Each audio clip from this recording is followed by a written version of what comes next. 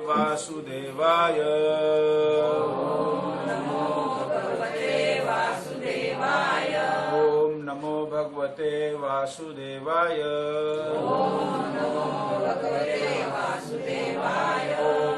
भगवते वासुदेवाय। शृण्वतां स्वकथा कृष्ण पुण्यश्रवण कीर्तन हृद्यन्तस्त्वभद्राणि विधुनोति सुहृत्सुताम् नष्टप्रायेषु भद्रेषु नित्यं भागवत सेवया भगवती उत्तमश्लोके भक्तिर्भवति नैष्ठिकी।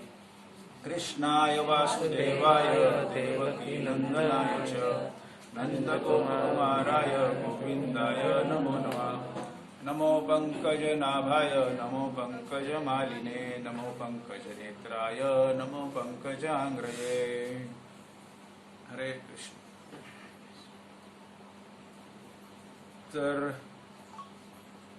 भगवान कृष्णाच्या कृपेनी आणि श्रील प्रभुपाद यांच्या कृपेनी आणि करोनाच्या अवकृपेनी आपण सगळे इथे एकत्रित झालेलो आहोत। काही आध्यात्मिक चर्चा करण्यासाठी। साधारणपणे इस्कॉनचे जे भक्त आहेत त्यांची जी काय आध्यात्मिक चर्चा असते ती प्रभुपादांच्या लिखाणावर आधारित असते आणि वैदिक शास्त्र भगवद्गीता भागवतम या उपनिषद वेद या ग्रंथांच्या आधारावर असते। प्रभुपाद म्हणले बुक्स इज द बेसिस। शास्त्र किंवा जे ग्रंथ आहेत शास्त्रीय ग्रंथ हे आमच्या जीवनाचा आधार आहे, पाया, जीवनाचा पाया आहे। आणि कुठल्याही गोष्टीचा जो पाया आहे तो खूप महत्त्वपूर्ण असतो, कारण त्या पायावरच पुढे बाकी सगळी उभारणी होते। तर इथे भगवान कृष्ण, आपण गीतेतला आज एक श्लोक घेणार आहोत, 9व्या अध्यायातला 31वा श्लोक, 9:31। तो आहे क्षिप्रम भवति धर्मात्मा शश्वत शांतिम निगच्छति कौन्तेय प्रतिजानीहि न मां भक्त्या प्रणश्यति। तर भगवान कृष्ण गीतेचं जे ज्ञान आहे ते 18 अध्यायामध्ये अर्जुनाला प्रस्तुत केलेलं आहे। त्यातला पहिला अध्याय फक्त अर्जुनच बोलतो। अर्जुन बोलतोय बोलतोय बोलतोय बोलतोय, भगवंत ऐकतायत ऐकतायत ऐकतायत ऐकतायत। अर्जुन आपले काही मुद्दे सांगतोय, युद्धाला उभा आहे तो युद्ध मी करणार नाही आणि का करणार नाही याची कारणं सांगतोस। आणि तो भगवंताला पटवून देण्याचा प्रयत्न करतोय की हे असं आहे म्हणून मी युद्ध करणं योग्य नाही, हे असं आहे म्हणून मी युद्ध करू इच्छित नाही, हे असं असं आहे म्हणून शास्त्राच्या दृष्टीने पण हे ठीक नाहीये, मग त्याचे परिणाम दुष्परिणाम काय होतील युद्धाचे म्हणून मी युद्ध करणार नाही वगैरे। अनेक वेगवेगळ्या प्रकारांनी तो भगवंताला सांगायचा प्रयत्न करतोय की हे मी युद्ध करू इच्छित नाही किंवा करणार नाही किंवा काय असंच। आणि भगवंत काही बोलत नाहीत, ऐकतायत, स्मित हास्य करून ऐकतायत। शेवटी काही कळत नाही की मी नक्की काय सांगतोय। तो शेवटी भगवंताला शरण देतो, म्हणतो की मी त्यात गोंधळलेलो आहे की म्हणजे नक्की काय करायला पाहिजे, की करायला पाहिजे की नाही करायला पाहिजे, काय योग्य आहे काय अयोग्य आहे, काय चूक आहे काय बरोबर आहे। तर अशा गोंधळलेल्या अवस्थेत शेवटी तो भगवंतांना म्हणतो की मी तुम्हाला शरण येतोय एक शिष्याच्या रूपात आणि तुम्हाला गुरु म्हणून स्वीकारलं। यच्छ्रेयस्या निश्चितम ब्रूहि तन्मे शिष्यस्तेयम शाधी माम ताम प्रपन्नम। ब्रूहि तन्मे म्हणजे तुम्ही सांगा, ब्रूहि म्हणजे बोलणे आणि तन्मे म्हणजे मला सांगा, तुम्ही मला सांगा। यच्छ्रेयस्या निश्चित कार्पण्य दोषोपहत स्वभाव पृच्छामि त्वाम धर्म सम्मूढ चेता। यच्छ्रेयस्या निश्चितम ब्रूहि तन्मे, माझ्यासाठी या क्षणी काय श्रेष्ठ आहे, काय योग्य आहे हे तुम्ही मला सांगा। शिष्यस्तेहम शाधी माम त्वाम प्रपन्नम, म्हणजे मी तुम्हाला शरण आलोय एक शिष्याच्या रूपात। तर सर्वप्रथम आपल्याला समजायला पाहिजे की जोपर्यंत आपण भगवंताला आदिगुरु, भगवंत कृष्ण आदिगुरु आहे समजा, शिष्याच्या रूपात आपण त्यांना सामोरे जात नाही तोपर्यंत भगवंताचं ज्ञान जरी उघड असलं, काही सिक्रेट नाही आहे, सगळ्यांसाठी उघड आहे, उपलब्ध आहे, पण ते समजणार नाही, ते समजणं कठीण आहे। मग दुसऱ्या अध्यायापासून भगवंत बोलायला सुरुवात करतात. आणि जेव्हा भगवंत बोलायला सुरुवात करतात दुसऱ्या अध्यायाच्या 11व्या श्लोकात, हा भगवंताचा पहिला श्लोक आहे अर्जुनाला उद्देशून. आधी एखाद दोन श्लोक आहेत कुठेतरी आपलं थोडंसं, पण अर्जुनाचं बोलणं झालं, सगळं झालं, तो म्हणला की मी आता तुम्हाला शिष्य रूपात आलेलो आहे, तुमच्या समोर शरण आलेलो आहे. मग त्याच्यानंतर भगवंत तोंड उघडल्यावर जो पहिला श्लोक बोलतात दुसऱ्या अध्यायातला 11वा श्लोक, तो पण खूप महत्वाचा आहे गीता समजून घेण्यासाठी किंवा भगवंताला समजून घेण्यासाठी. ते म्हणतात अस्वच्छानन्व स्वच्छस्वम प्रज्ञावादांश भाषसे गतासून गतासूंश नानु शोचंती पंडित. म्हणजे हे अर्जुना, तू दिसतोस विद्वानासारखा पण तू बोलतोस मूर्खासारखा. तर हे आपल्याला पण लागू आहे. आपण सुद्धा खूप बोलतो, पण बऱ्याच वेळेला आपली परिस्थिती काय असते की आपण दिसतो विद्वानासारखे पण बोलतो मूर्खासारखे. म्हणजे पहिलं बघा, शिष्य म्हणून कोणीतरी आलं आपल्याकडे की मी तुम्हाला गुरु मानतो, मी तुमचा शिष्य म्हणून आहे, तुम्हाला गुरु, आणि पहिलं वाक्य भगवान कृष्ण काय सांगतायत त्याला, की तू दिसतोस विद्वानासारखा, तू बोलतोसही विद्वानासारखा, पण तू आहेस मूर्ख. तर असं म्हटल्यावर आपल्यासारखे अनेक शिष्य म्हणतील की हा गुरु काही कामाचा नाही, मी निघतो इथनं. पहिलंच वाक्य जर गुरुनी हे सांगितलं तुम्हाला तर. पण जर पहिलं वाक्य एखाद्या गुरुनी तुम्हाला सांगितलं तर याचा अर्थ तो प्रामाणिक गुरु आहे, की तो तुमच्या तोंडावर सत्य बोलू शकतो, तो तुम्हाला खुश करण्यासाठी बोलत नाहीये. हे भगवान कृष्ण दाखवत आहेत की भगवान कृष्ण तुमच्या प्रसन्नतेसाठी तुम्हाला ज्ञान देत नाहीयेत, तुम्हाला ज्ञान, सत्य ज्ञान द्यायचं म्हणून देतात. आणि हेच गुरु काय करतो, कृष्णाच्या पावलावर पाय ठेवून पुढे जातो.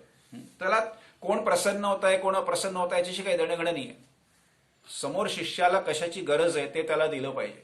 मग त्याच्यातनं त्याला कदाचित आनंद होईल, त्याला कदाचित दुःख होईल, त्याला वाईट वाटेल, त्याचा अपमान होईल, काय त्याच्याशी काही देणंघेणं नसतं, त्याला काही फरक पडत नाही. आणि खरं शिष्यालाही काही फरक पडू नये, त्याला आदर्श शिष्य असं म्हणतात. तर असं गीतेत मग पुढचे श्लोकांमध्ये भगवंतांनी वेगवेगळ्या प्रकारचे ज्ञान अर्जुनाला सांगितले. त्यात 9वा अध्याय हा परम गोपनीय ज्ञान आहे, परम गोपनीय ज्ञान. त्या 9व्या अध्यायातला हा एक श्लोक आहे, परम गोपनीय ज्ञान, श्लोक संख्या 31, ज्यात भगवंत आपल्या भक्तांसाठी एक भविष्यवाणी करतायत किंवा एक गॅरंटी देत आहेत. जसं आपण एखादी वस्तू विकत घेतल्यावर आपल्याला गॅरंटी मिळते की हे 2 वर्ष खराब नाही होणार, खराब झाली तर आम्ही तुम्हाला फुकट बदलून देऊ. तसं भगवंत इथे एक प्रकारची गॅरंटी देत आहेत भक्तांसाठी, की जो कोण माझा भक्त असेल त्याच्यासाठी एक गॅरंटी. काय गॅरंटी आहे? क्षिप्रम भवती धर्मात्मा, की जो कोण भक्ती मार्गाला लागेल, क्षिप्रम म्हणजे पटकन, अति जलद, क्षिप्रम भवती धर्मात्मा, जो कोण व्यवस्थितपणे योग्य पद्धतीने भक्ती मार्गाला लागेल.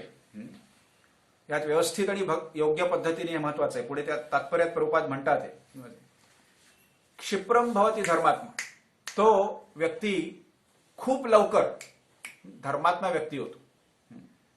म्हणजे धर्माचरणाचा एक आदर्श होतो धर्मात्मा. म्हणजे शाश्वत शांतीम निगच्छती, शाश्वत शांतीम निगच्छती म्हणजे त्याला लवकरच सुख शांती प्राप्त होते, निर्भय होतो. माणूस सुखी राहू शकतो जेव्हा त्याला भय नसतं. त्यामुळे प्रभुपाद म्हणतात की चोर जो असतो ना, चोर हा कायम भयभीत असतो, त्याला चोराला कायम भीती असते की कधीतरी मी पकडला जाईल, आणि पकडला गेला की काय होईल, पिटाई होईल, दंड होईल, शिक्षा होईल, पिटाई होईल, जे काय होईल ते. त्यामुळे जो चोर असतो तो कायम घाबरलेला असतो. जरी पकडला गेला नाही तरी त्याला कायम भीतीच्या वातावरणात असतो की बाबा मी पकडलं जाण्याची शक्यता आहे, आणि पकडलं गेलं की प्रॉब्लेम. तसं भक्त जो असतो त्याला कोणत्या प्रकारची भीती नसते, त्यामुळे तो कायम सुखात आणि शांततेत असतो, शांत असतो भीती नसल्यामुळे. शाश्वत शांतीम निगच्छती कौंतेय प्रतिजानीही, भगवंत म्हणतात हे अर्जुना तू ही घोषणा कर आज जगाला, सगळ्या जगापुढे तू घोषणा कर की न माम भक्त्या प्रणश्यती, की माझ्या भक्ताचा कधी पण विनाश होत नाही. ही भक्तासाठी भगवंतांनी गॅरंटी दिलेली आहे. बरं, भगवंत अर्जुनाला सांगतायत की तू लोकांना हे घोषणा कर. जसं आपण कार्यक्रमानंतर सूचना करतो की पुढच्या आठवड्यात हे आहे ते आहे, तसं भगवंत त्याला सांगतात की तू ही सूचना कर. भगवंत डायरेक्ट सांगत नाहीयेत, डायरेक्ट सूचना करत नाहीत किंवा घोषणा करत नाहीयेत. तर त्याचं कारण आहे, त्याचं कारण असं आहे की अनेक लीला, भगवंताच्या अनेक जर तुम्ही लीला बघितल्या किंवा त्यांचं जे काय व्यवहार आहे ते बघितला तर त्याच्यात तुम्हाला लक्षात येईल की भगवंत अनेक वेळेला काही वचन देतात, काही घोषणा करतात, काही हे करतात, पण अनेक वेळेला म्हणजे बऱ्याच वेळेला भगवंतानी त्या न पाळल्याचं उदाहरण आहे, की ते पाळलं नाही किंवा ते तोडलं किंवा ते मोडलं, त्याचं पालन केलं नाही. पण एखाद्या भक्तानी काहीतरी म्हटलं, की भक्तानी म्हटलं, अर्थात त्या भक्ताचं तेवढं हे पण पाहिजे सामर्थ्य, म्हणजे प्रल्हाद, ध्रुव, अर्जुन, प्रभुपाद यांच्यासारख्या भक्तांनी जर एखादी काही घोषणा केली तर भगवंत ती पूर्ण करतात. त्यात कोणत्याही प्रकारचा त्रुटी होत नाही. हे सगळ्यांना माहिती आहे की भक्ताची वाणी हे काही झालं तरी भगवंत पडू देणार नाही, चुकीची घडू देणार नाही, ते सत्यच होणार. त्यामुळे भगवंत स्वतः घोषणा न करता, भगवंताला माहिती आहे की मी स्वतः घोषणा केली तर लोक म्हणतील की अरे यांनी आतापर्यंत अनेक घोषणा केल्या आणि त्यातल्या काहींचं पालन नाही केलं आणि ह्याचंही पालन नाही केलं तर काय, हा तर कसा विश्वास ठेवायचा. म्हणून ते अर्जुनाला सांगते की तू घोषणा कर, तू सगळ्या जगाला घोषणा करून सांग. कारण लोकांना हे माहिती आहे की माझा भक्त जर एखादा गोष्ट बोलला तर ते कधीही खोटं होत नाही, ते सत्यच असतं. म्हणून ते अर्जुनाला सांगतायत की तू घोषणा करून सगळ्या जगाला सांग की न माम भक्त्या प्रणश्यति, माझ्या भक्ताचा विनाश होत नाही. आता याचा अर्थ माझ्या भक्ताचा मृत्यू होत नाही असा आहे का, विनाश होत नाही म्हणजे, किंवा माझा भक्त आजारी पडणार नाही असं आहे का, की माझ्या भक्त परीक्षेत नापास होणार नाही असं आहे का. म्हणजे माझ्या भक्ताचा विनाश होत नाही म्हणजे काय होत नाही किंवा काय होतं, की तो कुठल्याही परीक्षेला अभ्यास न करता बसला तर पास होईल, पहिला येईल, म्हणजे काय होतं, किंवा त्याला भरपूर पैशाचा पाऊसच पडेल त्याच्या आयुष्यात नुसतं झोपा काढून. नक्की भक्ताचा विनाश होत नाही म्हणजे काय नष्ट होत नाही त्याचं, किंवा त्याला काय प्राप्त होतं हे आपल्याला समजलं पाहिजे. तर आपण शाश्वत शांतीम निगच्छति, तर आपण लवकरच सुख शांती प्राप्त करू, निर्भय होऊ. का आपलं, कारण हे शरीर नष्ट होऊ शकतं, भौतिक जगात सगळं काही नश्वर आहे. जातस्य ध्रुव मृत्यू, भगवंत म्हणतात की ज्याचा कोणाचा भौतिक विश्वामध्ये जन्म झाला त्याचा मृत्यू होणार, आणि मग मृत्यू झाला तर पुन्हा जन्म पण होणार. तो पुन्हा जन्म भौतिक विश्वात पण होऊ शकतो, किंवा तुमची पात्रता असेल तर गोलोक वृंदावनमध्ये होऊ शकतो, पण एकदा होणार. मग गोलोक वृंदावनमध्ये झाला तर शेवटचा, त्याच्यानंतर नाही. पण भौतिक विश्वात, आणि हे जसं आपल्याला असं वाटतं की हे फक्त आपल्यासाठीच लागू आहे, माणसांसाठी किंवा जीवांसाठी, असं नाही आहे. भौतिक विश्वात जन्माला येणाऱ्या प्रत्येक वस्तूचा मृत्यू होतो. ही सुद्धा जन्माला आलेली वस्तू आहे एक भौतिक विश्वात, ह्याला सुद्धा मृत्यू आहे. एक दिवस ही सुद्धा मरणार आहे. असं नाही की मीच मरणार आहे, ही खुर्ची मरणार आहे, हे घड्याळ मरणार आहे, हे घर कधीतरी मरणार आहे. भौतिक विश्वात जन्माला आलेली प्रत्येक वस्तू, मग ती निर्जीव असो वा जिवंत असो, ही मरणार आहे. आणि ही मेल्यावर इथे दुसरं घर उभं राहील, दुसरा जन्म होईल त्याचा काही. तर हे होत राहतं. हे भौतिक विश्वाचा हा एक नियम आहे. तर जन्म मृत्यू हे जीवात्म्यांना, म्हणजे जिवंत वस्तू नाही, मृतवेला पण आहे. कुठले तुम्ही काही घ्या, कपाट घ्या, सायकल घ्या, मोटरसायकल घ्या, त्याचा मृत्यू जन्माला आलं की एक एक्सपायरी डेट, जसं आपल्या वस्तूवर इथे एक्सपायरी डेट असते किंवा अमुक अमुक महिना आणि साल याची एक्सपायरी डेट आहे, त्याच्यानंतर शक्यतोवर ती वापरू नका, ते काही चांगली असेल नाही. तसं प्रत्येक वस्तूची एक्सपायरी डेट आहे, आपली पण आहे, वस्तूची पण आहे, आणि त्या एक्सपायरी डेटला ते वस्तू नष्ट होणार. मोठे मोठे बिल्डिंग नष्ट होतात, पूर येतो, काही येतो. तर इथे त्यामुळे या भौतिक विश्वातल्या नाशाला घाबरण्याचं कारण नाहीये. भगवंत त्याच्यापासून तुमची सुरक्षितता गॅरंटी करत नाहीये की भौतिक विश्वात जी काही पडझड होईल, भौतिक विश्वात पडझड होत राहील. कधी कुठेतरी पूर येईल, कधी काहीतरी बिल्डिंग पडेल, कधी कुठे ऍक्सिडेंट होईल, कधी काय होईल, काही नुकसान होईल, ते भौतिक विश्वात होत राहणार. तुम्ही तुमचा मार्ग चालत राहिला की आजूबाजूला पडझड होत राहील, कधी कधी तुमच्या अंगावर पडझड होईल. त्याच्यापासून भगवंत तुमचं रक्षण करण्यासाठी ते सांगत नाहीयेत. ते सांगत नाहीयेत तुम्हाला की मी तुम्हाला वाचवीन म्हणजे काय, तर बिल्डिंग पडली तर तुम्हाला काही होणार नाही, असं नाही. भक्त भौतिक विश्वात भक्त आहे, भक्तानी भौतिक शरीरात जन्म घेतलाय, त्याच्या भौतिक शरीराचा पण नाश होणार आहे. आजारपण आहे तर भक्तही आजारी पडेल, नाही असं नाही. पण जो कोण या परिस्थिती बदलण्यामुळे, अशा परिस्थिती बदलत असते, आपल्या आजूबाजूला परिस्थिती बदलत असते कायम, कधी चांगली वाईट, कधी संकट, कधी काय. तर अशा परिस्थितींमध्ये जो कोण डगमगत नाही, ज्याला काही फरक पडत नाही, तो भक्त शाश्वत शांती निगच्छति, त्याला खरं सुख शांती. जसं मी म्हटलं, प्रभुपाद हे रंगून मध्ये होते. रंगून हे बर्मामध्ये आज, दुसरं महायुद्ध, विश्व महायुद्ध का काय ते म्हणतात ते, त्यावेळी 1945 का त्या काळात कधीतरी, आणि ते तिथे पुऱ्या तळत होते कुठल्या तरी प्रोग्रामसाठी. ते त्यावेळेस गौडी मठ वगैरे भक्तिसंस्था ठाकूरचा, तर पुऱ्या तळत होते आणि इकडे युद्ध सुरू झालं. विमानावरून बॉम्ब बिम टाकायला लागले.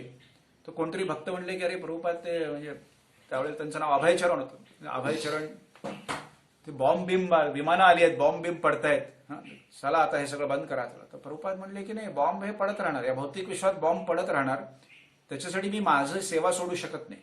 बॉम्ब पडायचा असेल तर माझ्या डोक्यावर पडेल, मला काही काळजी नाही. म्हणून त्यांनी पुऱ्या तळणं चालू ठेवलं. संध्याकाळी काय प्रोग्राम होता त्यासाठी त्या पुऱ्या बिऱ्या तळल्या सगळ्या.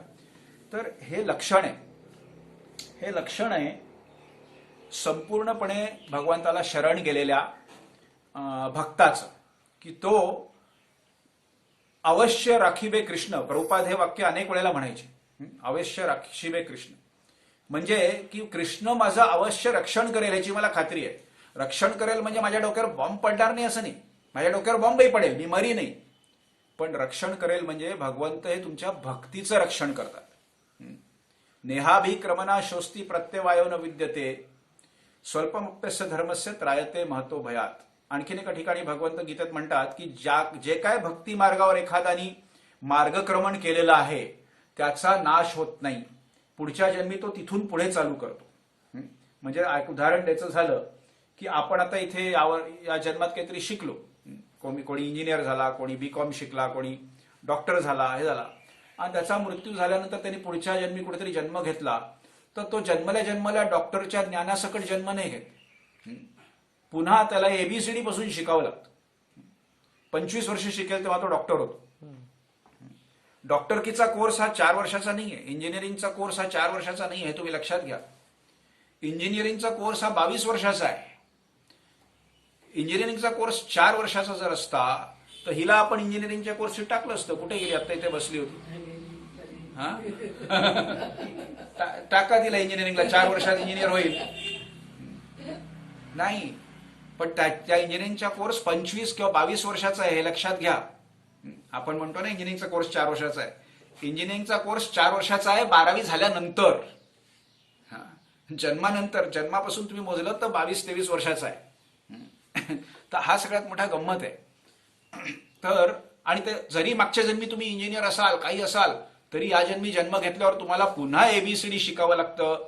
सगळं ते की सीएटी कॅट, बीएटी बॅट काय करावं लागेल, तेव्हा जाऊन पुन्हा इंजिनियर. या जन्मी इंजिनियर होईल की नाही सांगता येत नाही. गेल्या जन्मी होऊन गेला, आता गेल्या जन्मानंतर या जन्मानंतर एवढे 50, 60, 100, 200 वर्ष गेली, आता काय स्पर्धा वाढली. ते म्हणजे मागच्या जन्मी होतं ते बरं होतं. मी म्हणतो तसं किंवा आम्ही इंजिनियर झालो आणि त्याकडे सुटलो बा, सगळ्यातून बरं झालं. आजकाल काय किती ही एंट्रन्स परीक्षा, ती प्रवेश परीक्षा, इकडे तिकडे 100 ठिकाणी ऍडमिशन घ्यायची असेल तर 100 प्रवेश परीक्षा, प्रत्येकासाठी वेगळा वेगळा अभ्यास करा, वेगळी परीक्षा द्या. मग त्यात कुठे कुठे पास झाला, मग 10 ठिकाणी पास झाला तर ते 10 ठिकाणी गोंधळ की आता इकडे ऍडमिशन घेऊ का इकडे घेऊ, का कुठे ऍडमिशन घेऊ, यातलं मला कुठलं आवडतंय, सगळा गोंधळच. कलियुगामध्ये हे वाढत जाणार आहे, गोंधळ वाढत जाणार. शौचम, दया, तप, हे सगळे गोष्टी कलियुगात भागवतामध्ये म्हटलेलं आहे की बुद्धी, दया म्हणजे दया भावना कमी होत जाईल, बुद्धी कमी होत जाईल व्यक्तीची. आता बघा ना, बुद्धी आपल्या पिढीचे जे लोक आहेत त्यांना 72 वजा 42 म्हणतात तर लगेच विचार न करता ते सांगतील 30. पण आजकालच्या मुलांना विचारा, तो म्हणेल 72 वजा 42. पहाडे विडे कोणाला 29 गुणिले 8 म्हटलं की आमच्या पिढीतले लोक असे खटाक सांगायचे 1 सेकंदात. 18 7 म्हटलं की लगेच सांगायचे. पण आजकाल मुलांना सगळं हे झालंय, आणि कोणतंही, कारण काय ह्याच्यामध्ये सगळं ज्ञान भरल्यामुळे इथे रिकामं झालं. पूर्वी इथे भरलं, किती फोन नंबर लक्षात होते सांगा तुम्ही? ज्याकडे लँडलाईन होता 100-200 फोन नंबर तुम्हाला लक्षात होते. मलाही 300 फोन नंबर लक्षात होते त्या काळी. 300-400 फोन नंबर लक्षात होते. अमुक एक म्हटलं, त्यातले काही तर अजूनही लक्षात आहेत, त्यांचे फोन गेले. हा, जसं जवळचे आत्या बित्या ह्यांचे नंबर अजूनही लक्षात आहेत. तर अशी सगळी परिस्थिती होत चालली आहे की या कॉम्प्युटरवर लिहिलेलं असतं बऱ्याच वेळेला इंटेल इनसाइड, बघितलंय? इंटेल नावाचा एक प्रोग्राम आहे कॉम्प्युटरचा. इंटेल इनसाइड म्हणजे तो प्रोग्राम, आमच्या कॉम्प्युटरमध्ये हा प्रोग्राम आहे. इंटेल हा शब्द म्हणजे बुद्धिमत्ता, की आमच्या कॉम्प्युटरमध्ये बुद्धिमत्ता आहे, तो तुमची कामं करू शकतो, हे करू शकतो सगळं. तर आम्ही त्याला म्हणायचो इंटेल इनसाइड आणि फुल आउटसाइड. म्हणजे मूर्ख बाहेर आहे, बुद्धी आत आहे. बाहेर जो बसलाय तो मूर्ख आहे, बुद्धी सगळी आत आहे. Intel inside. तर असं सगळं झालेलं आहे. तर भगवंत आपलं भक्तीचं रक्षण करतात. भगवंत आपण आपलं काही शुद्धीकरण केलं असेल, अनर्थ असतात, काही दोष असतात, तर काम, क्रोध, लोभ, मोह, मद, मत्सर, अहंकार वगैरे वगैरे काही चुकीच्या प्रवृत्ती असू शकतात. जसं इथे प्रभुपाद तात्पर्यात म्हणतात, दिस शुड नॉट बी मिसअंडरस्टूड. पहिलं वाक्य, प्रभुपादांची वाक्य बघा कशी असतात. जसं कृष्णाने पहिलं सांगितलं की तू मूर्ख आहेस, तसं प्रभुपाद या तात्पर्याच्या पहिल्या वाक्यात म्हणतात की या श्लोकाचा गैरसमज करून घेऊ नका. दिस शुड नॉट बी मिसअंडरस्टूड. पहिलं वाक्य. In the 7th chapter, the Lord says that one who is engaged in mischievous activities cannot become a devotee of the Lord. एखादा भक्त जो भक्ती मार्गाचं व्यवस्थित पालन करत नसेल आणि काही छल कपट, चोरी चपाटी, बदमाशी करत असेल, तर तो भक्त बनणं कठीण आहे, जोपर्यंत या सगळ्या सवयी त्याच्या नष्ट होत नाहीत तोपर्यंत. आजच्या तारखेला नसेल, ठीक आहे, पण प्रयत्न करतोय, होईल पुढे शुद्धीकरण, पण कठीण आहे. ह्या जर अशा गोष्टी तुमच्या हातून घडत असतील, भक्तीमध्ये आल्यावर त्या कमी होत नसतील, त्याचं तुम्ही साफ करायचा प्रयत्न करत नसाल, तर कठीण आहे. तर the question remains then, how can a person engaged in abominable activities either by accident or intention be a pure devotee. मग असा जो पतित व्यक्ती आहे, जो भक्ती मार्गाला लागला, मग तो कसाहीमुळे भक्ती मार्गाला लागला असेल, कोणी वैष्णवाच्या संघामुळे किंवा चुकून आला भक्ती मार्गाला लागला, माझ्यासारखे, ते शुद्ध भक्त बनू शकतात का, असं प्रभुपाद म्हणताय. तर प्रभुपाद म्हणतात की ह्याच्या आधीचा जो श्लोक आहे ऍक्च्युली तो पण महत्वाचा आहे. तो आहे अपि चेत्सु दुराचारो भजताम माम अनन्य भक्त. अपि चेत्सु दुराचारो भजताम माम अनन्य भक्त साधुरेव स मंतव्य. साधुरेव स मंतव्य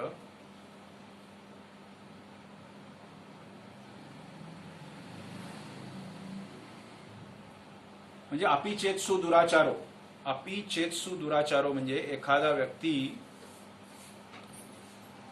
सुदुराचारी, दुराचारी म्हणजे ज्याचं आचरण चांगलं नाही, राक्षसी आचरण आहे, वाईट आचरण आहे, काही पाप कर्मांमध्ये गुंतलेला आहे. तर अपि चेत सुदुराचारो. सुदुराचारी म्हणजे चांगल्या क्वालिटीचा पापी व्यक्ती. समजलं तुम्हाला? आपण सु शब्द लावतो ना, सुस्वागतम, सुमधुर. मधुर म्हणजे चांगलं, सुमधुर म्हणजे खूप चांगलं. मग दुराचारो आणि सुदुराचारो म्हणजे चांगला पापी,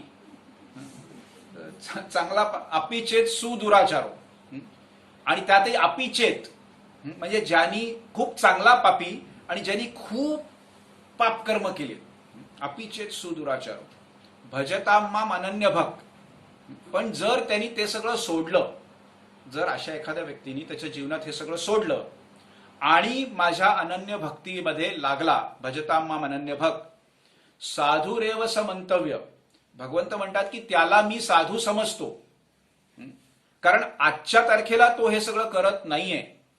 एकेकाळी असेल त्याच्या इतिहासात 10 वर्षापूर्वी, 20 वर्षापूर्वी, 30 वर्षापूर्वी, अगदी 2 वर्षापूर्वी हे सगळं त्याच्या हातून घडत असेल, पण आज त्यांनी ते सगळं थांबवलंय आणि तो माझ्या अनन्य भक्तीमध्ये लागलेला आहे, त्यामुळे त्याला मी साधू समजतो. तो ठीक आहे, आजच्या तारखेला साधू झाला नसेल पूर्णपणे, पण त्याला साधू समजायला हरकत नाही, त्याप्रमाणे त्याच्याशी व्यवहार करायला हरकत नाही. बऱ्याच लोकांना असा प्रश्न पडतो बघा, आपल्याकडे लोक येतात, कोणी आधी मांसाहार करत असतो, कोणी काय करत असतो, कोणी दारू पित असतो, कोणी काय, अरे हे काय, हा तर दारू पित होता, आम्ही याला बघितलंय दारू पिऊन असा पडलेला आणि आज हा हरे कृष्ण जप करतोय. अरे ठीक आहे, 10 वर्षापूर्वी तसं होतं, 5 वर्षापूर्वी तसं होतं, गेले 5 वर्षात तो कांदा लसूण खात नाही, चहा कॉफी पित नाही. म्हणजे पहा तुम्ही मनुष्यात किती फरक पडतो. आणि म्हणजे आश्चर्याची गोष्ट आहे की ज्याला तुम्ही दारू पिऊन कुठेतरी पडलेला बघितला होता असं लोक म्हणतात, तो आज कांदा लसूण चहा कॉफी पित नाहीये, सिनेमा बघत नाहीये. आणि हे सगळं परिवर्तन झालेलं आहे. मग त्याला साधू का समजू नये? म्हणजे तुम्ही आयुष्यभर हेच हिशोब करत बसणार का की अरे तो 20 वर्षाचा होता तेव्हा दारू पित होता, तो 20 वर्षात माझ्याबरोबर बसून दारू प्यायलाय? तसं नसतं. तर भगवंत स्वतः सांगतायत इथे, भगवंत स्वतः सांगतायत की ठीक आहे, अरे आपण तर काय 2-4 वेळा दारू प्यायलो असेल, पण भगवंत इथे कोणाबद्दल सांगतायत? अपि चेत्सु दुराचारो. म्हणजे चांगल्या क्वालिटीचा पापी आणि ज्यांनी भरपूर पाप कर्म केलेली आहेत असा व्यक्ती जरी त्यांनी त्याची सर्व ही कर्म थांबवली आणि माझ्या भक्तीला लागला, तरी कर्म थांबवली हे महत्वाचं आहे, थांबवलं पाहिजे. तर मी त्याला साधू समजतो, तुम्ही पण त्याला साधू समजलं पाहिजे, त्याप्रमाणे त्याच्याशी व्यवहार केला पाहिजे. सम्यक व्यवस्थित ही सह. कारण की तो आता साधू बनण्याच्या मार्गावर लागलेला आहे आणि क्षिप्रम भवती धर्मात्मा, लवकरच तो साधू होईल. अशाच प्रमाणे तो या मार्गावर चालत राहिला तर लवकरच तो धर्मात्मा होईल. आणि फरक पडतो. जसं मी भक्तीत लागलो त्यावेळेला माहिती, आता या सगळ्या तुमच्यापैकी बरेच लोक इथे आहेत ज्यांनी मला लहानपणी बघितलेलं आहे, उन्हाळताना उघडताना इकडे तिकडे येते. अनेकांचे म्हणजे माझ्या काळचे जे माझे मित्र होते त्यांचे आई वडील, तर सुरुवातीला त्यांची मजा यायची, अरे हा काय माहिती आम्हाला, हा इथे लोकांच्या घरनं आंबे चोरत होता, नारळ चोरत होते, ही पोरं आम्ही बघितले, जे काय असेल ते. आता मी सांगत नाही कोणाच्या घरचे चोरले म्हणून.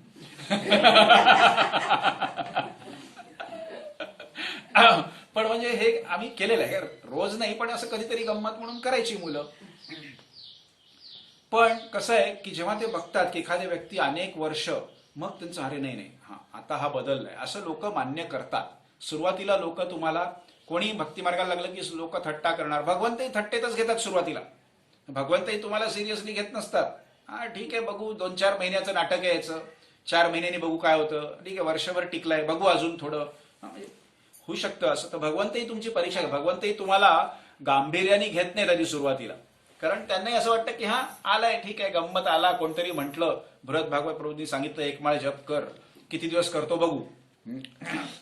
तो महिनाभर केला, 2 महिना केला, मग मध्येच 8 दिवस नाही केला, असं सुरुवातीला कधी कधी चालतं. त्यामुळे भगवंतही असं गंभीरपणे तुम्हाला प्रत्येकाला घेतात असं नाही. पण ज्या वेळेला एखादा व्यक्ती त्यात स्थिर होतो, भक्ती मार्गामध्ये आधी स्थिर होतो, मग स्थिर झाल्यावर हळूहळू प्रगती होते, तेव्हा भगवंत त्याच्या बाबतीत विचार करायला सुरुवात करतात. आणि अशा प्रकारचे जे भक्त आहेत त्यांच्याबद्दल भगवंत सांगतायत की जेव्हा एखादा भक्त स्थिर होऊन त्याच्यात नित्य नियमितपणे सततम कीर्तयंतो माम, त्याला नित्य अशी सवय लागली की त्याच्याशिवाय त्याचा दिवस जात नाही भगवंताच्या हरिनामाशिवाय. हरिनाम नाही झालं तर असं छलबिछल होतं त्याला. तुष्यंतीच्या रमंतीचं म्हणजे हरिनाम भगवत कथा हेच त्याच्यामुळे त्याला संतुष्टी मिळते, त्याच्यामुळे त्याला आनंद मिळतो, हेच त्याचं मनोरंजनाचं साधन आहे. मनोरंजनाचं साधन काहीतरी IPL, आता ते सुरू होतंय, मी कुठेतरी मला सांगितलं की IPL सुरू होतंय आता, का झालं माहित नाही, जे काय असेल ते. म्हणजे आता त्याच्या मागे लोक लागतील 2 महिने वेड्यासारखी. काय विचारायला नको, तर देणं घेणं काही नाही आपल्याला 1 रुपयाचं किंवा एकीचं काही.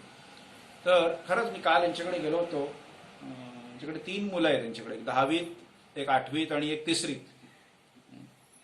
बाकी 2 झाले नाहीत. तर त्यांनी माळ घातली आहे, कंठीमाळ. आणि कंठीमाळ घातली की त्याचे नियम असतात की तुम्ही कांदा लसूण खायचं नाही, चहा कॉफी प्यायचं नाही.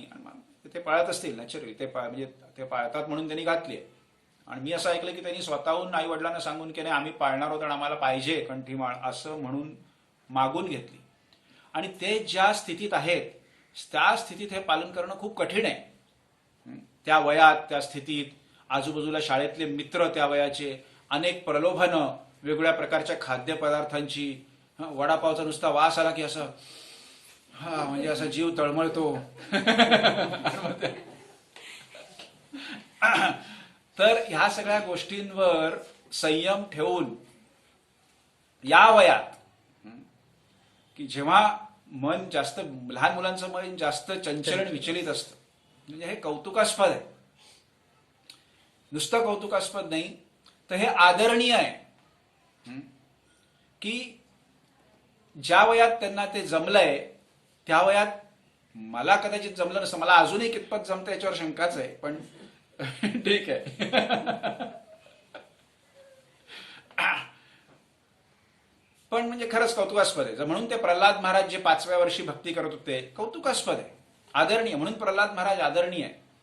आणि म्हणून मुकुंद रघुनाथ जे होते, वडील आणि मुलगा होते, तर जेव्हा चैतन्य महाप्रभूंनी त्यांना विचारलं की अरे हा तुझा कोण आहे, ते म्हणले की नाही, हा माझा बाप आहे. भौतिक संरचनेमध्ये मी त्याचा बाप आहे, पण भक्तीमध्ये हा माझा बाप आहे. त्याचं कारण की तो वयाच्या 4-5 वर्षापासून जे करतोय ते मी वयाच्या 35व्या वर्षी करतोय.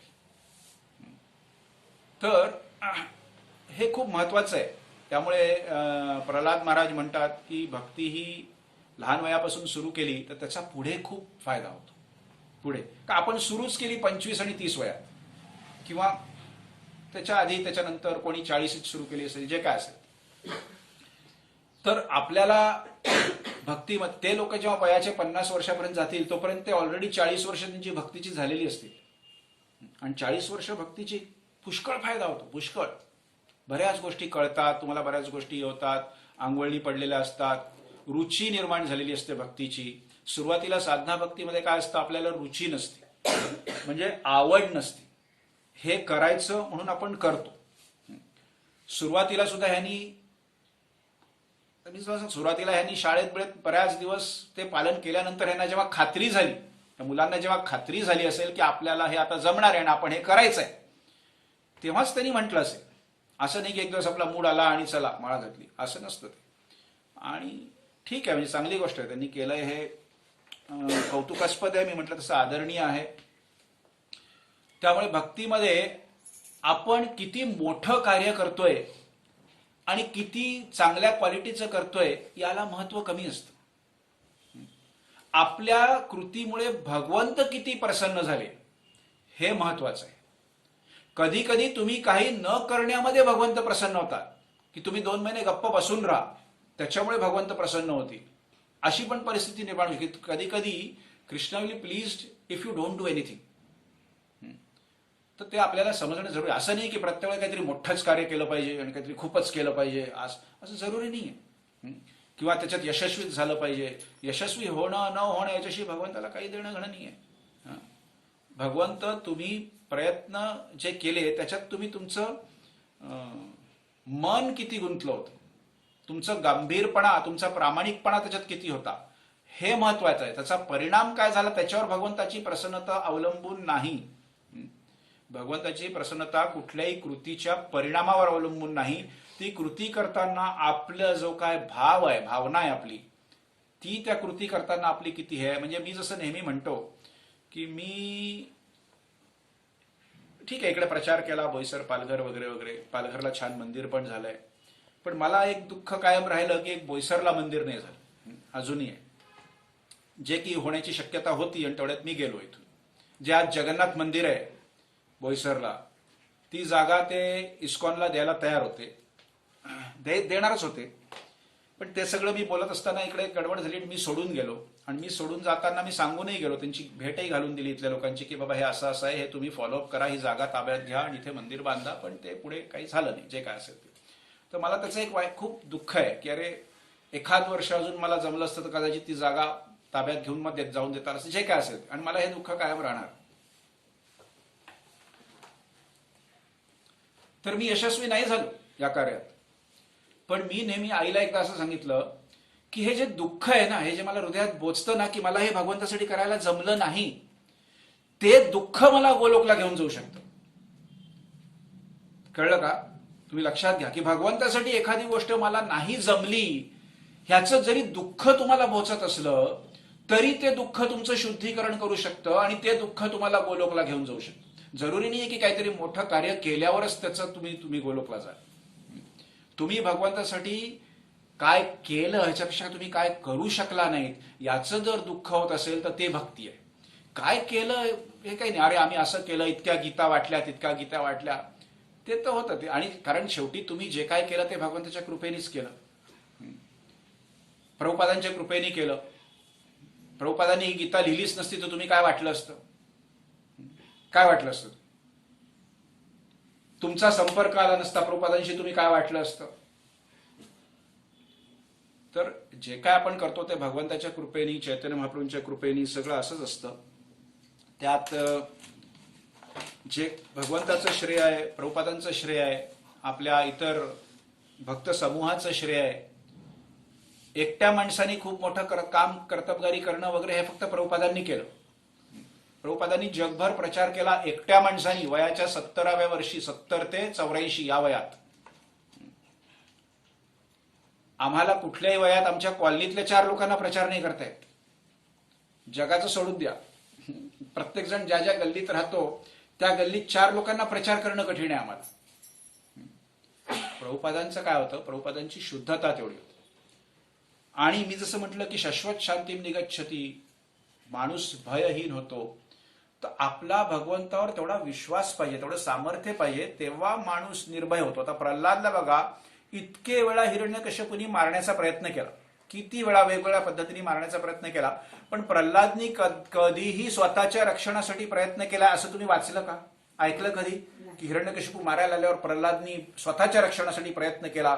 त्यांनी तो त्या हत्तीशी भांडला नाही, हत्तीच्या पायाखाली त्याला टाकायला प्रल्हाद बसला होता की हत्तीने पाय दिला तरी चालेल, नाही दिला तरी चालेल, हत्तीला काय करायचं ते करू दे, मी हरिनाम करतोय, भगवंताला जे करायचं ते भगवंत करतील, माझं रक्षण करायचं असेल तर करतील, नाही तर नाही करतील. मग अरे हा मला उकळत्या तेलात टाकतोय, मग हातपाय झाडून त्या सैनिकांपासून माझी सुटका करून घेऊन पळता आलं तर पळूया, असं प्रल्हादनी केल्याचं तुम्ही कधी ऐकलंय का? की प्रल्हादनी सैनिकांशी भांडला आणि पळून जाण्याचा प्रयत्न केला, ते सैनिक त्याला पकडून घेऊन जातात ते आणि उकळत्या तेलाच्या कढईत टाकायचं होतं? नाही, प्रल्हाद आपला शांत होता, ते आपले उचलून घेऊन गेलं, टाकतात तसं टाकलं. तर प्रल्हादनी कधीही कुठल्याही बाबतीत स्वतःचं रक्षण करण्यासाठी तीळ मात्र प्रयत्न केलेला नाही. प्रयत्न तर सोडून द्या, त्यांनी विचार सुद्धा केलेला नाही.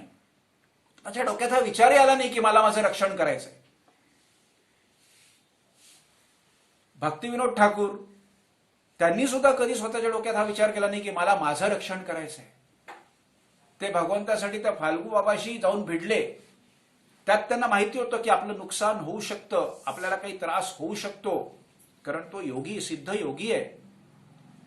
पण त्यांनी स्वतःच्या रक्षणाचा विचार नाही. पण कारण की भगवंताचा जे खोटा प्रचार चाललाय, हे भोंदू ढोंगी साधू आहेत, त्यांना नष्ट करण्यासाठी मी जाणार, मग मला नुकसान झालं तरी चालेल, माझा नुकसानाचा काही प्रश्नच नाहीये. आणि माझं रक्षण कसं करायचं, माझं रक्षण करायचं नाही करायचं हे भगवंत बघून घेतील. मला माझं काम केलं पाहिजे. माझं काम हे आहे की भोंदू ढोंगी साधूंना काय म्हणतात समाजासमोर उघड करणे, ते मी करणार. त्यामुळे भगवंताची सेवा करताना कुठल्याही प्रकारचं भय हे आपल्याला नसण्याचं प्रमाण हे आहे की आता थोडीशी सध्या संकटमय परिस्थिती आहे. मग ती खरी आहे का कोणीतरी खोटं खोटं तयार केलेलं संकट आहे, हा मुद्दाच वेगळा आहे. पण संकटमय परिस्थितीमध्ये भगवंता इथे, अशा संकटमय परिस्थितीमध्ये हे दिसून येतं की आपला भगवंतावर किती विश्वास आहे आणि किती. ही परीक्षा असते भगवंत भक्तांची घेतात. की एखाद्याला संकटमय परिस्थितीमध्ये टाकलं किंवा एखाद्या अपमानास्पद परिस्थितीमध्ये टाकलं तर अशा परिस्थितीत भक्त कसा वागतो त्याच्याप्रमाणे भगवंताला कळतं की हा मला किती शरण आलाय आणि माझ्यावर किती विश्वास आहे याचा, की आपण कोणावर किती जास्त विश्वास ठेवतो. विशेष करून प्रभुपादांनी तथाकथित आजकालच्या वैज्ञानिकांना, शोधकर्त्यांना, रिसर्चर्सना आणि वर्ल्ड हेल्थ ऑर्गनायझेशन, म्हणजे ज्याला काय जागतिक स्वास्थ्य संस्था काय म्हणत असतील मराठीत मला माहित नाही, जी वर्ल्ड हेल्थ ऑर्गनायझेशन आज पूर्ण जगाला सांगते की तुम्ही करोनाबद्दल काय करायला पाहिजे, याच्याबद्दल जर तुम्ही प्रभुपादांची मतं वाचलीत तर प्रभुपादांनी वर्ल्ड हेल्थ ऑर्गनायझेशनला सुद्धा चोर, बदमाश, गुंडे आणि हे ते असे असुर असं सगळं म्हटलेलं आहे. त्यामुळे ते काय सांगणार स्वास्थ्याबद्दल आम्हाला? प्रभुपादांचं हे वाक्य आहे की हे आम्हाला स्वास्थ्याबद्दल सांगणार? यांना काय खायचं आणि काय कसं नाही खायचं काय माहित नाही, मांसाहार करायचा नाही, हे करायचं नाही, हे बेसिक माहित नाही, त्याच्यानंतर काय खायचं काय नाही खायचं, कसं खायचं हे माहित नाही, हे स्वास्थ्याचं सांगणार? अरे स्वास्थ्य शेवटी तुम्ही काय अन्न खाताय त्याच्यावर अवलंबून आहे, तुम्ही कुठल्या वातावरणात राहताय त्याच्यावर अवलंबून आहे. हे सांगणार स्वास्थ्याबद्दल ज्यांना स्वतःच्या स्वास्थ्याचं काही कळत नाही. तर सगळे बदमाश लोक आहेत, हे त्यांच्या फायद्यासाठी त्यांचा प्रचार करणार. आणि मी तुम्हाला सांगतो ह्याचं पुढे पुढे भविष्यात काय होणार आहे. अजून 15 वर्षांनी जे कोण इथे या पृथ्वीवर असतील, कदाचित मी असेल नसेल, जे कोण असतील 15 वर्षांनी, त्यांना हे आठवेल की अरे महापुरुषनी आम्हाला सांगितलं होतं की असं घडेल. ही सुरुवात आहे, ही तुम्हाला आम्हाला दाबण्याची सुरुवात आहे, सगळा खोटेपणाची. आपण जसं मुलांना म्हणतो बुवा आला बुवा आला बुवा आला, रस्त्यावर जाऊ नको, मग ते मूल घाबरतं. असं एरवी जाताना सुद्धा काय बुवा आहे बुवा आहे बुवा आहे, हा तिकडे बुवा आहे, असं कर. काही ना बुवा नसतो, काही नसतो. तसं आपल्याला करण्यात आलेलं आहे. Corona corona corona corona. उद्यापासून सरकारनी उद्यापासून 21 सप्टेंबर पासून सरकारी आदेशानुसार 100 पेक्षा कमी लोकांचा कोणत्याही प्रकारचा कार्यक्रम करण्याची परमिशन आहे. मग तो धार्मिक असो, तो लग्नाचा असो, तो वाढदिवसाचा असो, कसाही असो. हा केंद्र सरकारने आदेश दिलाय. मला महाराष्ट्राचं माहित नाही. महाराष्ट्राचं तर सगळा वेडेपणाच आहे पूर्ण, म्हणजे कम्प्लीट वेडेपणा आहे. म्हणजे वेड्यांचा बाजारच आहे.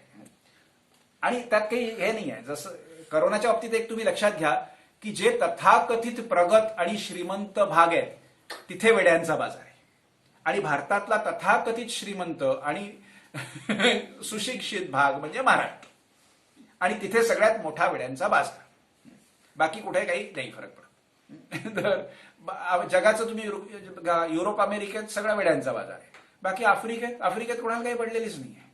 साऊथ अमेरिकेत कोणाला काही देणं घेणं नाही आहे. ब्राझील सोडला तर ब्राझीलमध्ये थोडंसं, बाकी तुम्ही इंडोनेशिया आणि ते सगळं कोण त्यांच्याकडे लक्षच देत नाही. करोना म्हटलं ते दुर्लक्षितच आहेत एकदम.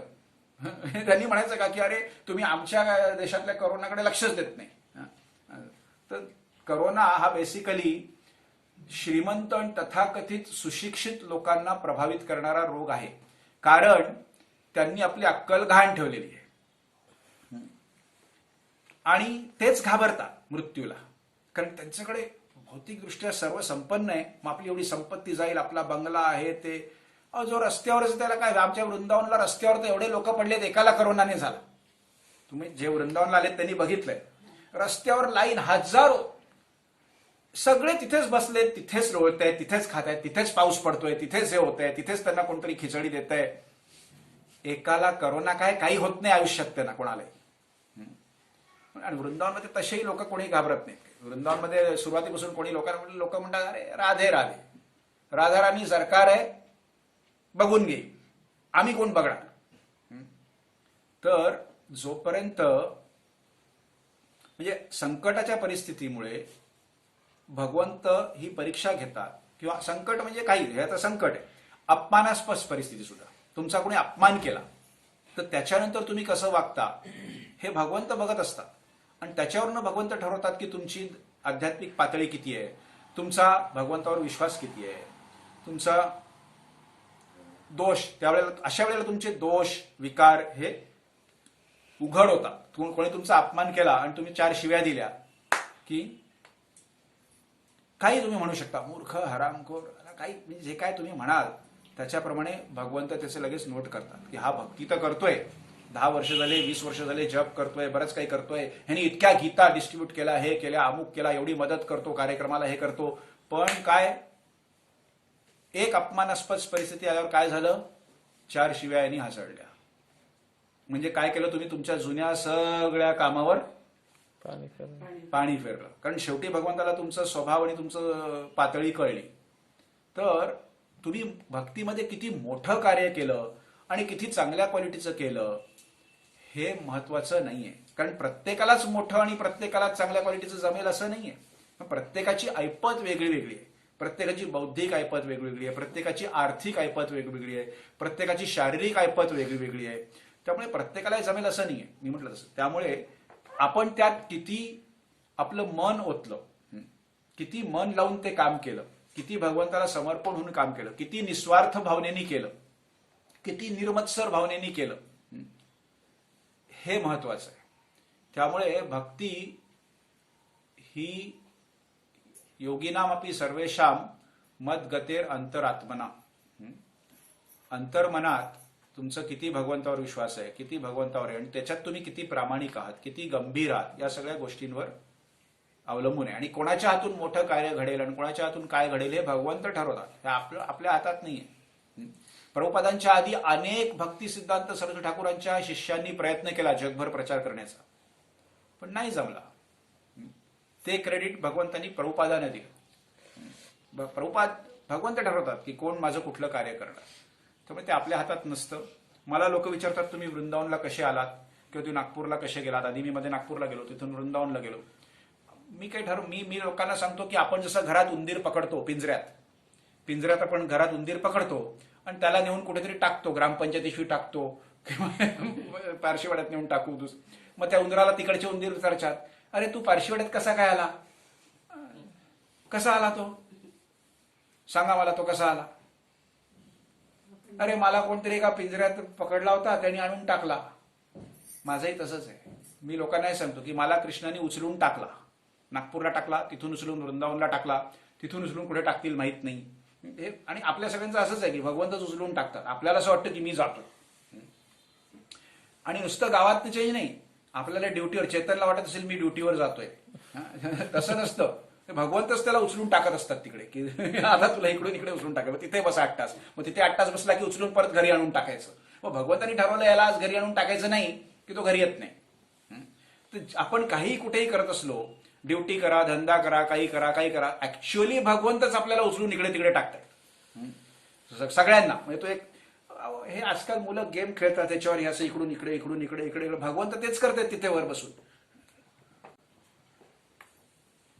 हे असं करतायत भगवंत तेच खेळतात. भगवंत आपल्याशी खेळतायत, आपण याच्याशी खेळतोय, आपल्या सगळ्यांशी खेळतायत.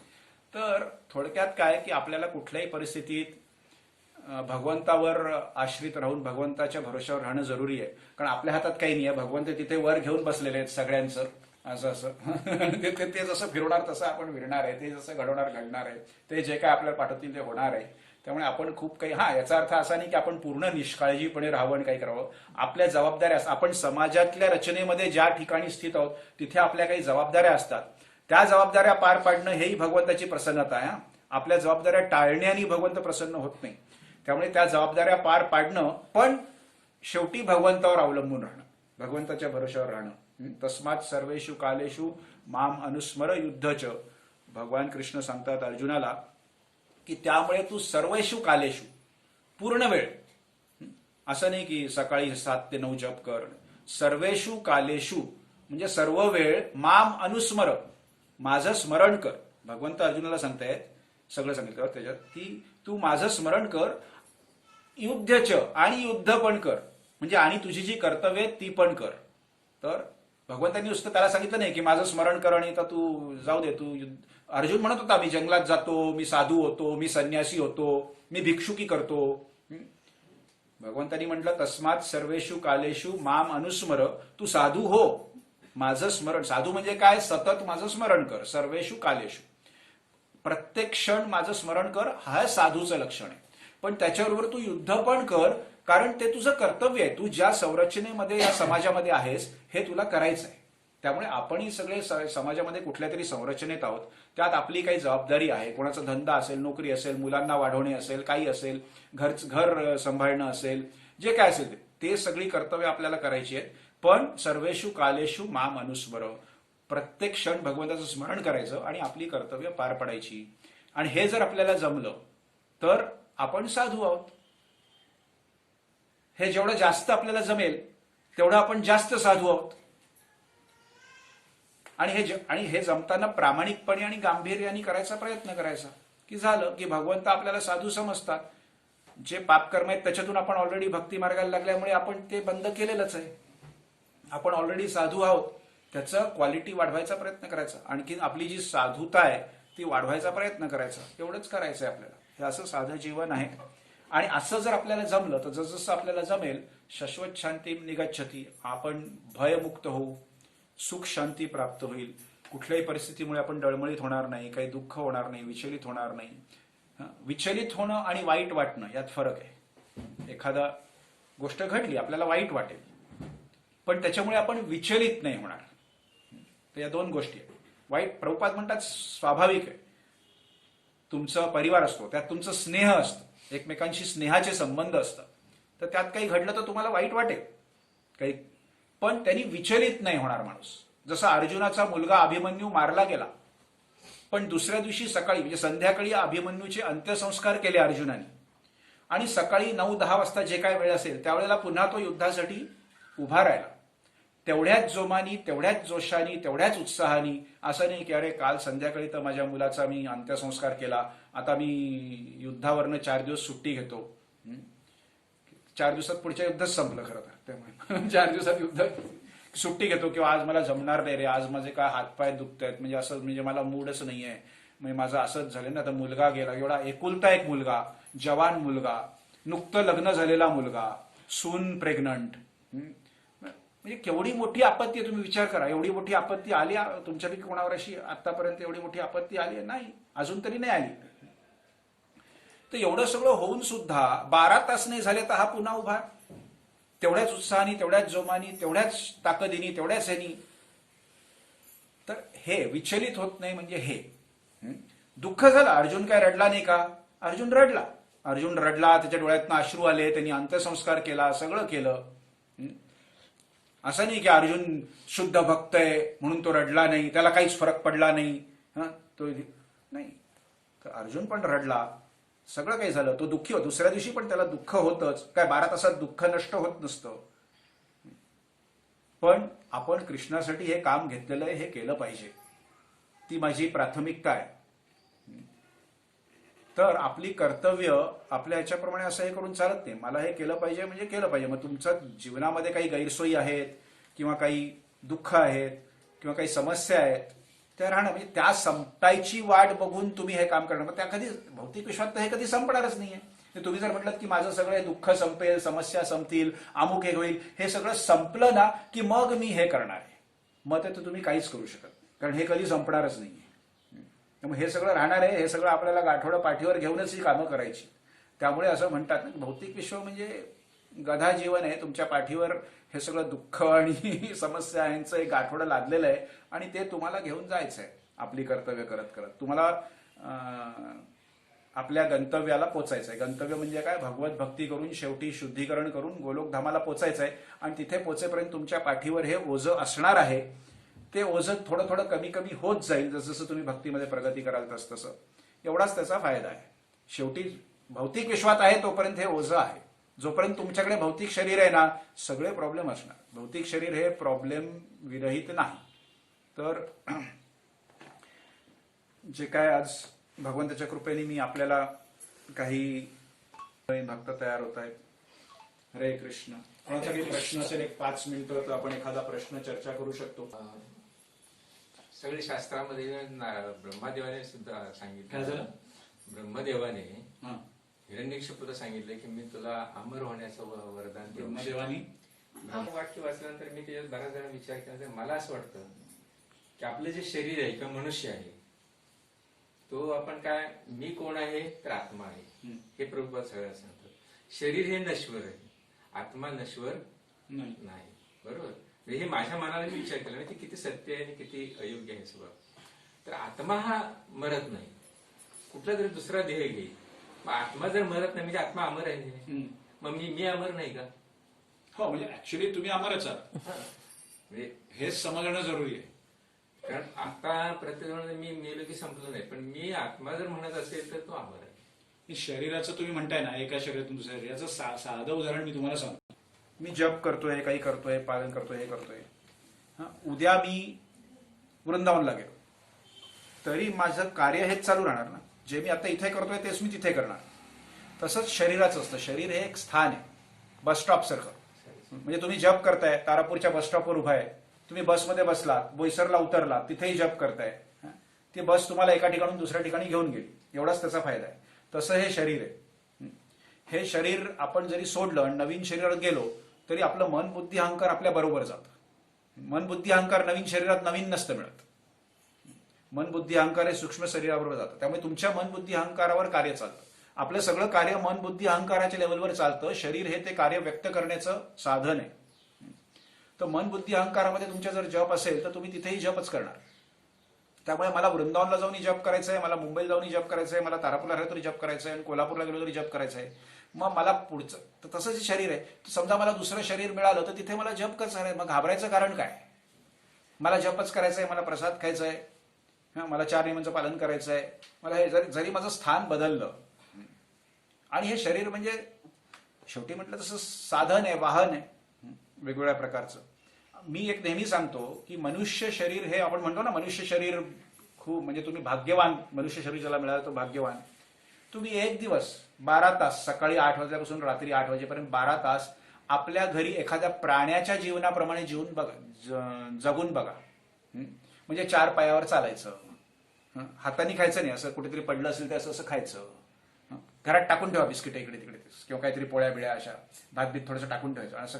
12 तास तुम्ही एखाद्या प्राण्याप्रमाणे जगून बघा, मग तुम्हाला कळेल की मनुष्य देह हा किती भाग्यवान आहे. हे तुमच्या घरात तुम्ही 12 तास प्राण्यासारखं जगून बघा. बाहेर जगायचं म्हटलं तर कठीणच आहे. बाहेर म्हणजे कोणतरी आता पोळी टाकली मग ती खायला लागेल रस्त्यावरनं, त्यात दुसरा कोणतरी येईल, तो तुम्हाला भुंकेल, तो तुम्हाला हाकलेल, तुमची पोळी घेऊन जाईल. तर मनुष्य देह एक तर दुर्लभ आहे आणि खूप मूल्यवान आहे. भक्तीसाठी तर सोडून द्या, एकंदरीत भौतिक जीवनासाठी सुद्धा. एखादा व्यक्ती भक्त नसेल ना तरी सुद्धा भौतिक जीवन हे मनुष्य शरीरातलं उत्तम आहे.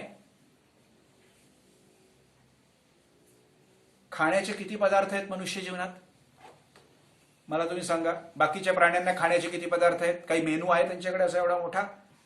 मसाला डोसा, पनीर बटर मसाला, हे ते पनीर बटर मसाला, पुरी सब्जी, चटण्या, लोणची, पापड, लाडू, पुरणपोळ्या, श्रीखंड. कुठलाही प्राणी मला सांगा ज्याच्याकडे 4 पदार्थ आहेत खाण्याचे? आहेत 4 पदार्थ कुठल्या प्राण्याकडे खाण्याचे आहेत? त्याला जे दिलं तेच खावं लागेल. आपल्याकडे किती आहेत? 400, 4000, कोणाला माहिती जगभर माणसांचं मोजलं तर. बोलायचं बघा, प्रत्येक प्राण्याला एक कुठला तरी अक्षर दिलेलं आहे. एक कोणाला क दिलंय, कोणाला म दिलंय, कोणाला भ दिलंय, कोणाला प दिलंय, कोणाला ट दिलंय. तेवढा तो एकच अक्षरावर सगळं बोलतो. म्याव म्यू म्याव म्याव म्याव. दुसरा भाव भाव भाव भाव भा भो भा, बस एवढंच. त्याच्यातच त्यांची भाषा. प्रत्येकाला एक एक, घोड्याला ह दिलंय, एक एक अक्षर प्रत्येकाला दिलेलं आहे. मनुष्याला भाषा किती, संस्कृत किती, त्याचे नियम किती, ते भाषा शिकणं कठीण, हे कठीण. आपल्यालाही एकच अक्षर दिलं असतं स, काय होईल सांगा तुम्ही? कसं बोलणार तुम्ही नुसतं एक अक्षरावर? स सोडून तुम्हाला काही बोलता येत नाही. मग स सा सी सी सु सु से सै सो सौ सम सा एवढ्यातच बोलायचं. आता कसं सांगणार मी की काय करायचंय? त्याला काय समजणार? पण ते प्राणी बोलतात, म वर बोलतात, ट वर बोलतात, ते समजतं त्यांना. असं आपल्यावर वेळ आली असती तर? राहायला बघा, राहायला एवढी चांगली सोय कुठल्या प्राण्याला आहे? तुम्हाला तुमच्या मनाप्रमाणे पाहिजे तसं, मला ही खोली अशी पाहिजे, मला ओटा असा पाहिजे, मला इथे पंखा पाहिजे, इथे असा लाईट पाहिजे, तिथे ते पाहिजे, बाथरूम पाहिजे, त्याला गिझर पाहिजे, त्याला पंखा आहे. कुठल्या प्राण्याला अशी सोय आहे राहण्याची? हा, घरटं बांधतं कोणी, कोणी बी बांधतं, ठीक आहे, पण अशी सोय आहे राहण्याची? अरे प्रत्येक कुठलीही सोय बघा तुम्ही, भक्तीचं सोडूनच द्या, भक्तीचं मरू दे, भौतिक जीवनाचाच विचार करा. नाहीये. केवढं जग फिरता येतं मनुष्याला? पूर्ण पृथ्वीवर फिरता येतं. आपल्या घरातलं झुरळ आहे त्याच्यासाठी ही खोली म्हणजे त्याचा संसार आहे पूर्ण. त्या झुरळाला सुद्धा या कोपऱ्यातून त्या कोपऱ्यात गेला ना की त्याला असं वाटतं की मी खूप मोठं कार्य केलेलं आहे. आणि तिथून त्याला परत यायला जमलं ना आपल्या घरी की त्याला वाटतं वा वा वा, मी किती बुद्धिमान आहे, मला माझं घर सापडलं. चेतनला असं वाटतं का रोज संध्याकाळी घर सापडल्यावर की अरे बाबा आलं, घर सापडलं बाबा, आज मला विसरलो नाही मी रस्ता. त्यांच्या बुद्धीत आणि आपल्या बुद्धीत फरक आहे. तुम्ही जगाच्या पाठीवर कुठेही गेलात आणि हरवलात तरी तुम्ही सांगू शकता की मी भारतातल्या तारापूर गावात आहे बाबा, तिथे मला पोहोचवा प्लीज. इथे एकमेकांना तुम्ही मदत करू शकता, तुम्ही सांगू शकता अरे बाबा चेतन थोडं खाजून दे रे पाठीला, थोडं खाज येते. कुठला प्राणी आहे ज्याला हे जमतं सांगा मला? कुठल्या प्राण्यांच्या याच्यामध्ये तुम्ही सांगा की असं होऊ शकतं की कोणतरी प्राणी आपल्या याला सांगतोय की अरे थोडं जरा इथे खाजवून दे रे थोडं. ते एकमेकांना खाजवू शकत नाहीत, एकमेकांना काही करू शकत नाहीत. वाचवण्याचं सोडून द्या. त्या डिस्कवरी बघतो कोणतरी एका त्या घोड्याचं काय असेल झेब्र्याचा पाय त्या मगरमच्छीने धरलाय, मगरमच्छीने, बाकीचे सगळे बाजूला उभे राहून नुसते बघतायत त्याच्याकडे, काही करू शकत नाहीत. एकट्याचं जीवन आहे ते सगळं. मनुष्य हे एकत्रित जीवन आहे आणि आपण आता काय करतोय, पाश्चात्य देशांचं अनुकरण करून काय होत आहे त्याचं, एकट्याचं जीवन. पाश्चात्य देशांचं अनुकरण म्हणजे एकटं जीवन. म्हणजे आपण कुठे चाललोय, प्राण्यांच्या जीवनाकडे चाललोय. पाश्चात्य जीवनशैली ही प्राणी जीवनशैली आहे, हे आपल्या लक्षात येत नाही. मनुष्य हे एकत्र जीवन जे आहे, प्राण्यांमध्ये एकटं जीवन आहे. म्हणजे प्राणी जरी एकत्र राहत असले तरी शेवटी ते एकटेच असतात. ते एकत्र फक्त कळपामध्ये राहतात, पण एक पोळी टाकली की भांडतात. तुमच्या गल्लीतले 4 कुत्रे आहेत, मित्र आहेत, पण 4ही मित्र आहेत, पण एक पोळी टाकली की ते 4 एकमेकांची भांडतील ती पोळी हिसकण्यात. तर ते फक्त राहण्यापुरतं आणि हे ते आणि काय ते सांगितलं ना, त्यांचं काय जीवन आहे का, तुम्ही बघा एक दिवस नुसतं बघा तो कसा जगतोय. आमच्या वृंदावनमधली माकडं कशी जगतायत, काय कुठे पडलंय आणि काय. अहो ते काळ्या कुट्ट घाणेरड्या गटारातल्या वाहणाऱ्या पाण्यातलं काहीतरी काढून खातात. ब्रेडचा तुकडा म्हणा, टोस्टचा तुकडा म्हणा. तुम्हाला माकडाचा जन्म मिळाला तर काय हे सगळं करावं लागेल. तुम्ही किती नाही म्हटलं तरी, तुम्हाला आवडत नसलं तरी करावं लागेल. आणि हे सगळं होऊ शकतं तुमच्या आमच्यासोबत, का नाही होऊ शकत. तुमच्याकडे काही स्पष्टीकरण आहे की तुमच्यासोबत हे होणार नाही, हे होऊ नये. होऊ शकतं. इतकं भयानक मनुष्य जीवन जर वाया घालवलं ना, कुठल्या भयानक परिस्थितीत जाऊन पडाल काही सांगता येत नाही. मनुष्य जीवन सोडून जेवढे पण इतर किती प्रकारचे प्राणी, काय आळ्या काय आणि ते हे काय नमुक काय आणि किती काय गोगलगाई काय, चालली आपली 4 तास झाले इथपासून इथपर्यंत पोचली. त्यात कोणतरी पाय दिला, ते शंख कचगडा तो गेला तर गेला. तरी आपल्याकडे बरं आहे, आपण ते चायना बिना तर ते उचलून खातातच जिवंतच. त्यामुळे भारतात गोगलगाय म्हणून जन्माला येणं सुद्धा भाग्य आहे, कारण इथे तुम्हाला खात नाहीत. चायनात गोगलगाय म्हणून जन्माला आलात तर तिथे तो माणूस उचलेला नाही, असं कच्चाच खाईल. त्यामुळे भारत भूमीत जन्म नुसतं मनुष्य जन्म, आधी तर मनुष्य जन्म भाग्यवान, आणि त्यात भारतात कुठलाही जन्म भाग्यवान आहे. कारण अजूनही भारतात पुष्कळ दयार शिल्लक आहे. हळूहळू बिघडतंय, कलियुगाचा प्रभाव आहे, सगळं ठीक आहे. सांगण्याचा उद्देश काय आहे की मनुष्य जीवन हे किती महत्वपूर्ण आहे, किती दुर्लभ आहे, हे सगळं समजण्यासाठी एक दिवस कुठल्याही प्राण्याचं, तुम्ही असं समजा की आज मी पोपट आहे आणि 12 तास त्या पोपट्यासारखं जगायचा प्रयत्न करा. नुसतं असं 2 पायावर चाललंय कुठेतरी, ट्रॅव सोडून दुसरं काही बोलायचं नाही कोणाशी, काही 12 तास बोलायचं नाही. पेरू आणि हिरवी मिरचीच खायचं. म्हणजे एक दिवस करून तर बघा. मी प्रॅक्टिकली हा प्रयोग करायला सांगतो लोकांना.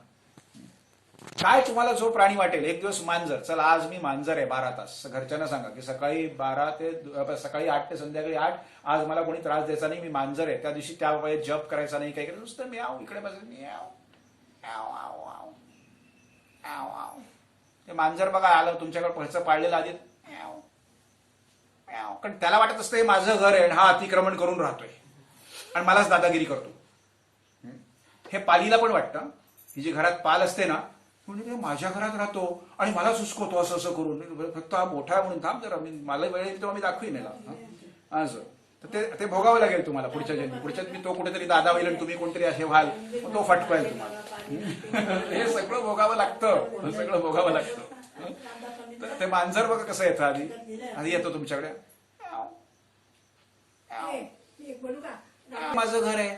मग त्या प्राण्यांमध्ये, पालीमध्ये, झुरळामध्ये आणि त्या मुंग्यांमध्ये आणि तुमच्यामध्ये काय फरक आहे सांगा मला विचारसरणीत. तुम्हाला वाटतंय माझं घर आहे म्हणून तुम्ही त्याला बाहेर हकलताय, त्याला वाटतंय की माझ्या घरात राहून माझ्याशी दादागिरी करतो, मला बाहेर हकलतो, पण मी जाणार आणि अर्धा तासांनी परत येणार, बघू काय करतो. तर हे असं आहे. आपल्याला वाटतं माझं घर आहे.